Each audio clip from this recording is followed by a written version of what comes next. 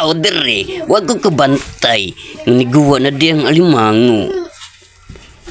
Muna, abi na kong dako kayo, gamay. At dito mga par, nakita kong hipon. At bigla kong hinuli. Kaya ayan yun mga paro. Kuha ko siya.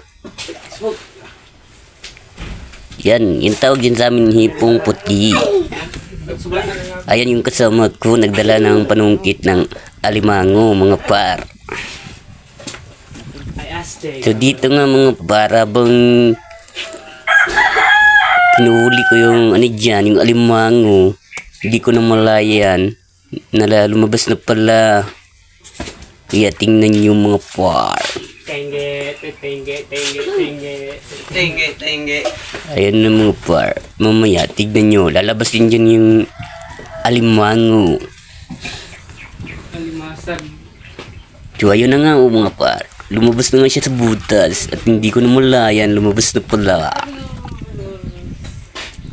So, ayan na. Inuhuli ko na siya.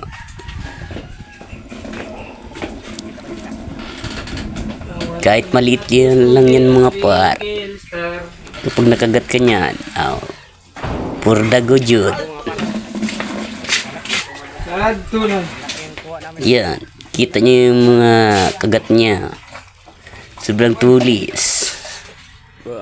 Kapag nakagat yung kamay niya dyan, sarap talaga. So dito mga par, habang naglalakad ako, may nakita na naman akong isang butas ng alimango. Kaya yan, sure na talaga yan na mayroong laman. At hindi ko rin namalayan. Habang kinagalaw ko siya dun sa ilalim, hindi ko namalayan, lumabas na pala. Kaya ayan yung mga paro, tingnan nyo. Ayun, lumabas na naman. Yun, nahuli siya. Hindi na ako nahirapan dun magkuha sa kanya. Yan o. Grabe, ang tulis ng kagat niya mga par.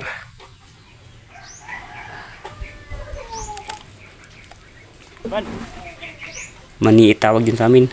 Ayan mga par, binikita na malaking dyan. Butas ng alimango. Sure na talaga yan na mayroong laman. Yan yung pinakahuli kong nakuha. Malaki yan mga par. Kaya panoorin nyo yan. Yan o. Kuha na. Babaeng alimango yan mga par.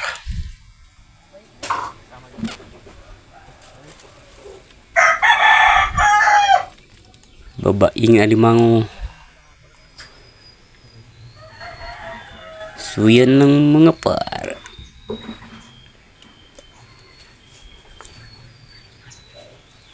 Babae.